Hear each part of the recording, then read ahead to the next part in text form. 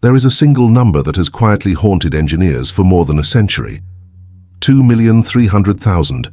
That is the number of stone blocks that make up the Great Pyramid of Giza. Each block weighs an average of 2.5 tons. The heaviest weigh more than 70. The pyramid was supposedly completed in 20 years, which means the workers would have needed to quarry, transport, and set one block every 2 minutes, working day and night without pause for 2 decades. This is not speculation. This is the timeline required by the conventional explanation, and it is physically impossible using the tools we are told were available. For nearly 5 millennia, the accepted account has remained consistent. A pharaoh commissioned an enormous tomb. Workers labored for 2 decades. They used copper implements and organizational capacity to move limestone blocks into a precise geometric configuration that still stands on the Giza Plateau. The standard account places construction around 2550 BCE, attributing it to Khufu, 4th dynasty pharaoh. It was meant, we are told, to serve as his eternal resting place. Thousands of laborers worked in organized shifts, quarrying and hauling using technology no more advanced than rope, wood, and stone tools. On its face, this is an impressive demonstration of human capacity. The narrative is clean, linear, and comfortable. It is also increasingly difficult to reconcile with the physical evidence. Almost everything presented as established fact about the Great Pyramid is built on inference rather than documentation. The assumptions underlying the conventional timeline rest on educated guesses, extrapolations from incomplete data, and a framework constructed more from necessity than proof. When you examine the structure closely, not through the lens of tradition but through the lens of engineering, geology, and material science, the official story begins to fracture. Consider what is missing. Ancient Egypt was a civilization obsessed with documentation. Daily life, religious ceremony, royal decrees, all were recorded with precision. Yet for the single most ambitious construction project in their history, there is silence. No contemporary account, no inscriptions from Khufu's reign explicitly credit him with building the pyramid. No hieroglyphs describe the methods used, the organization of labor, or the purpose of the interior chambers. No papyri detail the planning. No wall carvings show the process. The absence is striking. Archaeologists point to faint markings discovered deep within hidden shafts, graffiti attributed to work gangs, bearing Khufu's cartouche. These marks were found centuries after the pyramid was first entered, under circumstances that raise questions about their authenticity. Even accepting them as genuine, the presence of a name does not confirm authorship. Structures are reused, repurposed, and claimed by later rulers throughout history. Attribution requires more than a symbol scratched onto stone.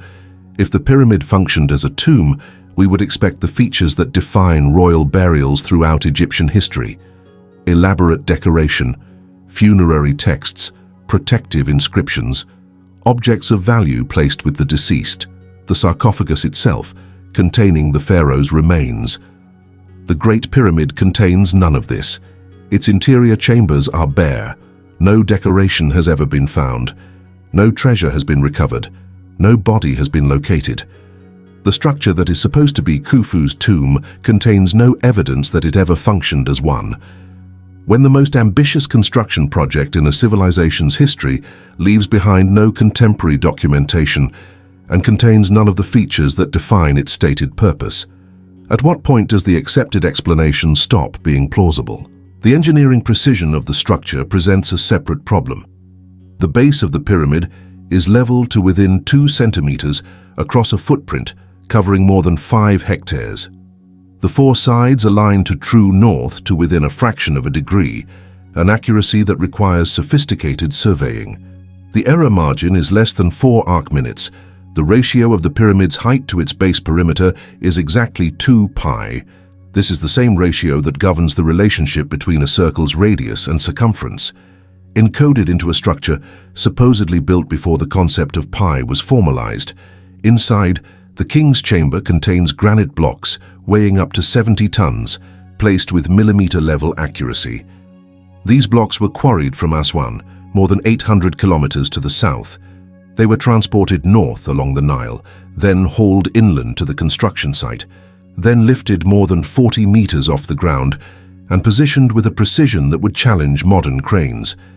All of this was supposedly accomplished without the wheel, without pulleys, without any mechanical advantage beyond ropes and wooden rollers. Engineer Christopher Dunn has spent years documenting this evidence. What he found when he examined these blocks closely was something that should not exist. The stone shows evidence of drilling, not rough percussion work, but precise, circular bores with uniform depth and diameter. The drill holes contain spiral grooves indicating a feed rate that would require continuous rotary motion at speeds impossible to achieve by hand. Dunn's analysis suggests the drills would have needed to penetrate granite at a rate of several centimeters per revolution. For comparison, modern diamond-tipped drill bits cutting through granite achieve a fraction of that rate. Attempts to replicate these cuts using the tools historians claim were available have failed repeatedly. Researchers using copper chisels and sand abrasion make almost no progress against granite even after days of sustained effort. The copper wears out. The stone barely registers contact. Yet the pyramid contains hundreds of these drill marks, executed with consistent precision across multiple blocks. Either the builders had access to technology not accounted for in the Bronze Age toolkit, or the pyramid was not built during the Bronze Age. There is no third option that fits the evidence. Equally puzzling is the question of light. The pyramid's interior includes narrow passages and enclosed chambers where workers would have needed illumination to see. The conventional explanation invokes torches or oil lamps, but examinations of the chamber ceilings and passage walls reveal no soot deposits, no scorch marks, no residue of any kind. If flame-based lighting had been used during construction, the evidence would be visible. It is not. Either the builders had access to a different form of illumination, or the construction process did not occur in the way we have been told. These details do not fit the narrative of a Bronze Age construction project. They fit the profile of something built with capabilities we do not associate with ancient Egypt. And they raise a question that conventional Egyptology has refused to address directly. If the tools proposed for the pyramid's construction cannot produce the features the pyramid actually contains, then what tools were used and who possessed them? The mystery extends beyond the Great Pyramid to its neighbor on the Giza Plateau, the Great Sphinx. Geologist Robert Schoch and researcher John Anthony West identified extensive water erosion patterns on the body of the Sphinx. The erosion is vertical, undulating, and consistent with prolonged exposure to rainfall, not wind or sand. The weathering patterns on the Sphinx enclosure are diagnostic of water erosion. They show the classic signature of rainfall running down the vertical faces. The Sahara has not received rainfall heavy enough to produce this effect for more than 12,000 years. The last period in which the Sahara experienced the necessary rainfall ended long before the accepted date of the Sphinx's construction, around 2500 BCE. Schoch's findings have been published in peer-reviewed geological journals. The conclusion is supported by evidence from multiple independent sources. Mainstream Egyptology has not offered a competing geological explanation for the erosion. It has simply refused to accept the implications of the evidence. Researcher Robert Beauval noticed something in the 1990s that had somehow escaped previous attention. The layout of the three main pyramids at Giza mirrors the arrangement of the three stars in Orion's belt. The correlation is not approximate, it is precise. But the stars were positioned this way not during Khufu's reign, but around 10,500 BCE, more than 7,000 years earlier than the accepted date. Orion held profound significance in Egyptian cosmology. The constellation was associated with Osiris, god of the afterlife and rebirth. If Beauval's alignment is intentional, it suggests the pyramid builders encoded astronomical knowledge into their monuments, knowledge that predates the civilization we credit with constructing them. The Orion correlation theory has been published and peer-reviewed. It demonstrates that the pyramids encode knowledge of the heavens as they appeared thousands of years before Egyptian civilization existed. Mainstream Egyptology has dismissed the theory without providing a substantive rebuttal. This pattern of resistance raises a question that cannot be easily dismissed. If the evidence genuinely supports the conventional timeline, why the reluctance to engage with alternative proposals? Why the institutional hostility toward research that asks basic questions about dating, purpose, and construction methods? If there is nothing to protect, there should be nothing to fear from inquiry. Yet inquiry is precisely what is being blocked. At the center of this controlled narrative sits one figure whose authority over Egyptian archaeology has been total for decades. Dr. Zahi Hawass served as Secretary General of Egypt's Supreme Council of Antiquities and later as Minister of Antiquities. In these roles, he held authority over excavation permits, site access, and the publication of research. His influence shaped not only what the public learned about Egypt's past, but also what researchers were permitted to investigate. Hawass is charismatic, media-savvy, and fiercely protective of Egypt's heritage. He has raised the global profile of Egyptian archaeology and brought attention to sites that might otherwise have remained obscure. But his tenure has also been marked by rigid control over narrative. Independent researchers proposing theories that diverge from accepted timelines have found their work blocked. Requests for site access have been denied without explanation. Alternative hypotheses have been dismissed publicly and harshly, often before the evidence supporting them has been examined. This gatekeeping raises uncomfortable questions. Is Hawass protecting Egypt's monuments from irresponsible speculation, or is he protecting an official narrative from inconvenient evidence? By controlling who can excavate and what discoveries can be made public, he has positioned himself as the sole arbiter of Egyptian history. That degree of centralized authority creates conditions where truths that conflict with established frameworks can be suppressed simply by denying access. Hawass has stated publicly that most of what is written about the pyramids is wrong. He has dismissed independent researchers, rejected alternative dating methods, and shut down projects at moments when significant discoveries appeared imminent. The pattern is consistent. When evidence emerges that could challenge the conventional timeline, institutional mechanisms activate to contain it. The evidence is not refuted, it is prevented from being gathered in the first place. The interior of the Great Pyramid holds structures we were told did not exist. For decades, the public understanding included a few known chambers: the King's Chamber, the Queen's Chamber, and the passageways connecting them. Then, in the early 1990s, German engineer Rudolf Gantenbrink sent a small robotic camera through a narrow shaft in the Queen's Chamber. The shaft had been dismissed as symbolic, leading nowhere. Gantenbrink's camera reached a limestone door fitted with copper handles, metalwork that had never been found anywhere else inside the pyramid. The discovery was immediately significant. The door became known as Gantenbrink's door. It suggested that something important lay beyond. But just as Gantenbrink's team prepared to investigate further, Egyptian authorities halted the project. No clear explanation was given. Nearly a decade later, in 2002, a National Geographic-sponsored team was permitted to drill a small hole through the door. Cameras broadcast live around the world. They encountered a second sealed stone slab immediately behind it. That second door has never been opened. Requests to continue have been consistently denied. In 2017, an international team used muon radiography, a non-invasive scanning technique that detects cosmic particles passing through matter, to examine the pyramid's interior structure. They discovered an enormous void above the Grand Gallery. The chamber is large enough to rival the known rooms in scale. There is no visible entrance. Its purpose is unknown. Scientists describe the find as one of the most significant archaeological discoveries in recent decades.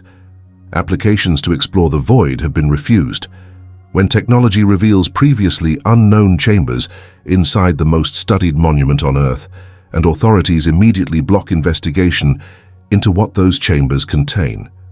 What conclusion are we meant to draw about the priorities guiding Egyptian archaeology?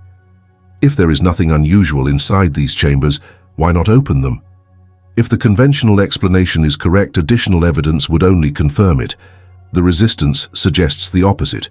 It suggests that authorities controlling access to the pyramid are concerned about what might be found, evidence that does not fit the accepted timeline and cannot be explained away. Beyond the Great Pyramid, similar anomalies appear across Egypt and across the world. The Osirian at Abydos is constructed from massive granite blocks showing the same precision tooling as the king's chamber. The structure is attributed to early dynastic Egypt, yet the techniques required to build it are supposedly beyond their capability. The Serapeum of Saqqara contains enormous granite boxes cut to tolerances tight enough to challenge modern machining. These boxes weigh up to 70 tons each, were hollowed from single blocks, and show evidence of precision drilling identical to what Dunn documented inside the pyramid. Further afield, at Baalbek in Lebanon, the Temple of Jupiter sits on a foundation of stones weighing up to 1,000 tons each. No civilization in recorded history has moved stones of this mass, yet the stones are there, fitted together without mortar, forming a platform that predates the Roman structure built on top of it. At Sacsayhuaman in Peru, massive andesite blocks are fitted together with the same precision as the pyramid's granite. At Tiwanaku in Bolivia, H-shaped blocks show evidence of advanced metal clamps and precision cuts that exceed what Bronze Age tools should produce. These sites span continents, cultures, and supposed timelines, yet they share features that suggest a common origin. Advanced megalithic construction, precision tooling, transport and placement of blocks weighing tens or hundreds of tons. The conventional explanation that these capabilities developed independently in multiple locations strains credibility. The alternative, that they share a connection we have not identified, raises questions mainstream archaeology has refused to consider. History has a pattern of rejecting evidence until the evidence becomes impossible to ignore.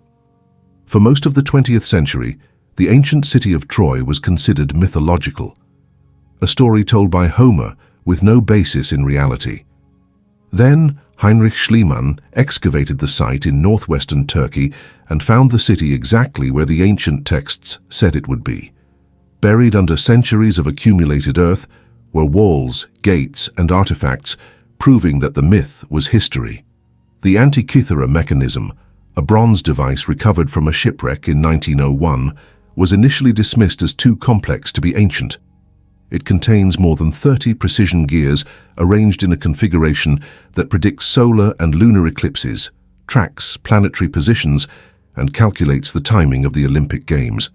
Scholars assumed it must be a later contamination of the wreck. It was not. Carbon dating placed it around 100 BCE. No similar device appears in the historical record for more than 1,000 years. The mechanism's existence forced a revision of assumptions about ancient Greek technological capability. Göbekli Tepe in Turkey was discovered in 1994 and dated to approximately 9,600 BCE. It contains massive stone pillars arranged in circular formations, decorated with sophisticated animal carvings, built by a society that had no agriculture, no writing, and no settled cities. Before Göbekli Tepe, the oldest known monumental architecture was Stonehenge, dated to around 3000 BCE. Göbekli Tepe predates it by more than 6,000 years. The discovery required rewriting the entire timeline of human civilization. Hunter-gatherer societies were not supposed to be capable of organized construction on this scale, yet the evidence proves they were. These examples demonstrate a consistent pattern. The prevailing narrative resists evidence that does not fit. Anomalies are dismissed as mistakes, contamination, or fringe speculation. Then new discoveries force revision. The timeline shifts, the assumptions change, and the narrative that was considered settled proves to have been incomplete. The pyramids may be in the same category. The conventional explanation may be an artifact of limited information rather than an accurate reconstruction. If we allow the possibility that the evidence matters more than the narrative, then the physical anomalies at Giza, the precision tooling, the unexplained transport, the absence of contemporary documentation, the sealed chambers still unexplored, become signals pointing toward a conclusion mainstream Egyptology has refused to consider. The pyramids may be older, far more technologically sophisticated, and built by a culture different from the one we have credited with their construction. Standing at the base of the Great Pyramid, you are not looking at a structure whose origins are known. You are looking at a monument whose builders remain unidentified, whose construction methods cannot be replicated, and whose purpose is still disputed. The conventional explanation has not resolved these questions. It has deferred them. The pyramid may have been built by the ancient Egyptians using techniques we have not yet understood, or it may have been built by an earlier civilization whose existence has been erased from the historical record.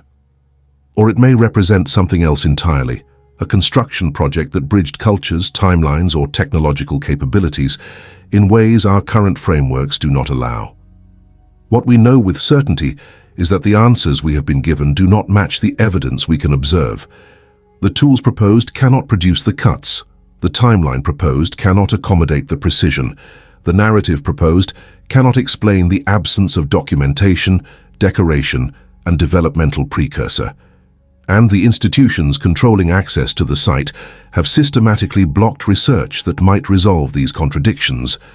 Sealed chambers remain unopened. Hidden voids remain unexplored. Alternative theories remain unpublished. The gatekeeping is not protecting the pyramids. It is protecting the narrative. This raises a question more troubling than any mystery about ancient construction.